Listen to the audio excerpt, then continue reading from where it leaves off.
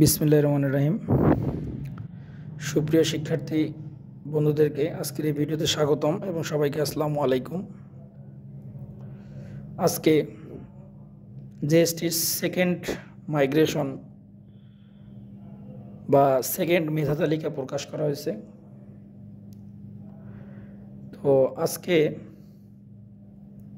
আমরা জেএসটির পাশাপাশি অন্যান্য ইউনিভার্সিটিগুলোর বর্তমান আপডেট কী সেটা জানব এবং জেএসটির মাইগ্রেশন কিভাবে হচ্ছে বা অনেকের ক্ষেত্রে অনেক ধাপ আগায় গেছে, এটা কিভাবে হচ্ছে এটা নিয়ে আমরা আলোচনা করব। রাজশাহী ইউনিভার্সিটি সি ইউনিটের একটা পজিশনকে কেন্দ্র করে তার থার্ড মাইগ্রেশন পর্যন্ত সাবজেক্ট ওয়াইজ কী পরিমাণ আগায় গেছে সেটা দেখব। তাহলে এই রাজশাহী ইউনিভার্সিটির যে মাইগ্রেশন পদ্ধতি, এটা যদি আমরা একটু ভালোভাবে বোঝার চেষ্টা করি তাহলে জেএসটির মাইগ্রেশনটা আমরা কিন্তু বুঝতে পারবো যে জেএসটির মাইগ্রেশনটা কিভাবে হচ্ছে। এবং বিশেষ করে আমরা যারা হতাশাগ্রস্ত আছি, যাদের এখনও সাবজেক্ট জেএসটিতে আসেনি, এই ভিডিওটার বা মাইগ্রেশন পদ্ধতি জানাটা তার জন্য অনেক বেশি জরুরি।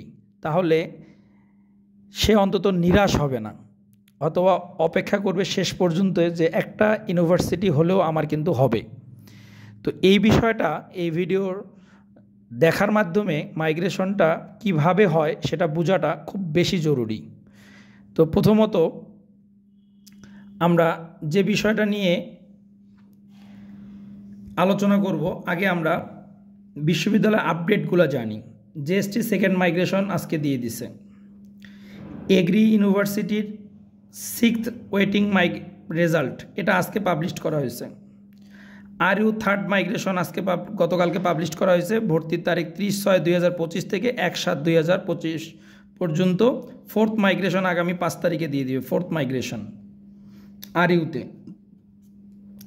কুমিল্লা ইউনিভার্সিটিতে 5th মেরিট লিস্ট এবং ফোর্থ মাইগ্রেশন রেজাল্ট দিয়ে দিছে। জগন্নাথ বিশ্ববিদ্যালয়ের 7ম পর্যায়ের ভর্তি বিজ্ঞপ্তি প্রকাশ করছে। এগুলো হলো বর্তমান যে ইউনিভার্সিটিগুলো ভর্তি কার্যক্রম চলমান আছে তাদের এই অবস্থা।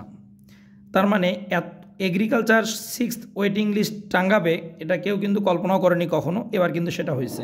Rajshahi university third migration already result দিয়ে দিয়েছে। ফোর্থ মাইগ্রেশন আপকামিং 5 তারিখে। Comilla university 5th merit list দিছে। জেএনইউ 7ম পর্যায়ে ভর্তি কার্যক্রম পরিচালনা করতেছে। তো এবার আসেন সবচেয়ে গুরুত্বপূর্ণ যে বিষয়টা, মাইগ্রেশনটা। এখানে একটা আরইউসি ইউনিটের একটা পজিশনকে মার্ক করা হয়েছে। সে পজিশনটা হলো 1313 পজিশন। তার মানে এখনও রাজশাহী ইউনিভার্সিটিতে এই 1313 পজিশনে থেকে সাবজেক্ট কিন্তু এখনও পায়নি। তার প্রথম যে সাবজেক্টটা দিছে জেনেটিক ইঞ্জিনিয়ারিং, তার ফার্স্ট যে মেরিট লিস্ট দিছিল সেখানে ওয়েটিং হলো 749।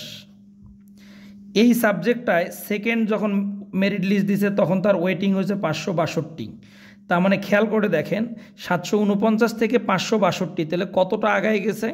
নর্মালি ক্যালকুলেশন করে দেখেন 749 থেকে বা 750 ক্যালকুলেশনের সুবিধা ধরতে পারেন, আর এটা হলো 550, তা প্রায় 190-এর কাছাকাছি মাইগ্রেশন হয়েছে। এবার আসেন থার্ড, গতকালকে যে রেজাল্টটা দিয়েছে সেখানে তার আসছে হলো কত, 487। তাহলে খেয়াল করেন প্রত্যেকটা সাবজেক্টের দিকে।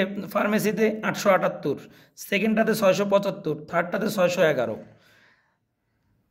বায়োকেমিস্ট্রিতে আসছে কি আমাদের 771 ফার্স্টেরটা, সেকেন্ডটাতে হলো 584, তারপরটা হলো 507। দেখেন তো প্রত্যেকটা রেজাল্ট হচ্ছে আর তার কি পজিশন আস্তে আস্তে সামনের দিকে আগাচ্ছে কিনা। যেমন সবচেয়ে কাছাকাছি কথা যদি বলি, সবচেয়ে কাছাকাছি আমি বলতে চাচ্ছি যে এই যে সাইকোলজি এবং কি জিওগ্রাফি অ্যান্ড এনভায়রনমেন্টাল সেটা কি দেখেন 328 ছিল ফার্স্টে, সেকেন্ডে 245, এখন আছে 178 থার্ড মাইগ্রেশনে। 258 ছিল আমাদের ফার্স্টে, সেকেন্ডে হলো 188, আর লাস্টে কত 149। তার মানে এর পরে যে ওয়েটিং লিস্টটা দিবে সে ওয়েটিং লিস্টে এইটাতে হয়তো বা সে সাবজেক্ট পেয়েও যেতে পারে। তার মানে এই যে মাইগ্রেশন পরের ধাপে যেটা সম্পন্ন হবে বা যেটাই বলি না কেন, মেধা তালিকা মাইগ্রেশন যাই বলি না কেন, এর পরের ধাপে এই স্টুডেন্টরা কিন্তু এই সাবজেক্ট পাইতে পারে, এই সাবজেক্টটাতে কিন্তু পেতে পারে। আরও যদি আমাদের সামনে মেধা তালিকা যদি দেয় তারা, বা মাইগ্রেশন রেজাল্ট বা ওয়েটিং রেজাল্ট যদি দেয়, সেক্ষেত্রে আরও সামনের দিকে যাওয়ার কিন্তু অপরচুনিটি আছে। তো এই যে রাজশাহী ইউনিভার্সিটির এই যে মাইগ্রেশন সিস্টেম, যে ফার্স্টে যখন তারা সাবজেক্ট দেয় তখন তাদের যে ওয়েটিং পজিশন ছিল, সেকেন্ড মাইগ্রেশনে যে এটা কী হয়েছে, তার ওয়েটিং পজিশন কিন্তু কমে গেছে, থার্ডে যেটা আরও কমে গেছে, ফোর্থ, এরপরে তো ফোর্থ অলরেডি ডিক্লারেশন দিয়ে দিয়েছে 5/7/2025 তারিখে, তখন কিন্তু তার ওয়েটিং পজিশনটা কিন্তু আরও কমে যাবে, অথবা সাবজেক্টও পেয়ে যেতে পারে। এই সেম পদ্ধতিটা আমাদের কিন্তু জিএসটিতে অ্যাপ্লাই করা হয়। দেখেন জিএসটিতে যে প্রথম ধাপে যে ভর্তি প্রক্রিয়াটা চলতেছিল, এই ভর্তি প্রক্রিয়াতে যার পজিশন যে অবস্থায় ছিল, যদি এটা নোট করে কেউ রাখে, সেকেন্ড মাইগ্রেশনে আসে দেখবে কমপক্ষে 200 থেকে 250 তার কিন্তু সামনের দিকে আগাই গেছে। তার মানে জিএসটিতে ফার্স্টে যার পজিশন ছিল, আমরা আনুমানিক একটা পজিশন ধরে নেই, ধরেন আনুমানিক পজিশন ছিল তার হলো একটা সাবজেক্টের জন্য হলো 262, আরও বেশি ধরে নেই 362। যখন সেকেন্ড মাইগ্রেশন দিছে, বা সেকেন্ড যে রেজাল্টটা এখন যেটা দিছে সেটাতে আসে, তার পজিশন আসে গেছে কত, 182 বা 180 এরকম আসছে। এরপরে থার্ড যেটা দিবে, সেখানে আসে দেখা গেল যে তার আসে দাঁড়াইছে হলো 65-তে। ফোর্থ যখন দিবে তখন সে কিন্তু সিলেক্টেড হয়ে যাবে। এরপরে সবচেয়ে মজার বিষয়টা হলো চূড়ান্ত ভর্তি। চূড়ান্ত ভর্তি মানে ফোর্থ মাইগ্রেশনে সে একটা সাবজেক্ট সিলেক্ট হয়েছে, এই সাবজেক্টটাই তাকে অ্যাডমিট হতে হবে চূড়ান্ত ভর্তিতে। তার মানে চূড়ান্ত ভর্তি যখনই বলবে যে সাবজেক্টে আছে, সে সাবজেক্টে সিলেক্টেড, সে সাবজেক্টে সে অ্যাডমিট হবে এবং তার লক হয়ে যাবে সব। এরপরে ফাঁকা আসন সাপেক্ষে, ফাঁকা থাকার সাপেক্ষে কী করবে, আবার কি হয় মেধা তালিকা প্রকাশ করবে, চূড়ান্ত ভর্তির পরে মেধা তালিকা অথবা ওয়েটিং লিস্ট প্রকাশ করবে, নয়তো গণবিজ্ঞপ্তি দিবে, দিয়ে তারা কি সিট ফিল আপ করবে। এটা হলো জিএসটির ধাপগুলো বললাম আমি। তার মানে এই যে আজকে আমি একটা জিনিস দেখানোর চেষ্টা করলাম, তোমরা কেন টেনশন করতেছো। তোমাদের যেখানে ওয়েটিংয়ের রাজশাহী ইউনিভার্সিটির ইয়াটা আমি দেখাইলাম যে কিভাবে প্রথমটা, তারপরটা দ্বিতীয়টা, তারপর তৃতীয়টা, কিভাবে তার মাইগ্রেশন সামনের দিকে, মানে মাইগ্রেশন হচ্ছে আর সামনের দিকে তার ওয়েটিং পজিশনটা কতটা আগায় যাচ্ছে, ঠিক সেমভাবে জিএসটির ক্ষেত্রে যার যেখানে ওয়েটিং পজিশন থাক না কেন সেটা সামনের দিকে আগাবেই, এটাই সত্য। এটা অপেক্ষা করতে হবে আপনার চূড়ান্ত ভর্তি পর্যন্ত। তার মানে আপনার যদি এখন 200-250 করে আগায়, তাহলে তো আপনি আলহামদুলিল্লাহ খুবই ভালো।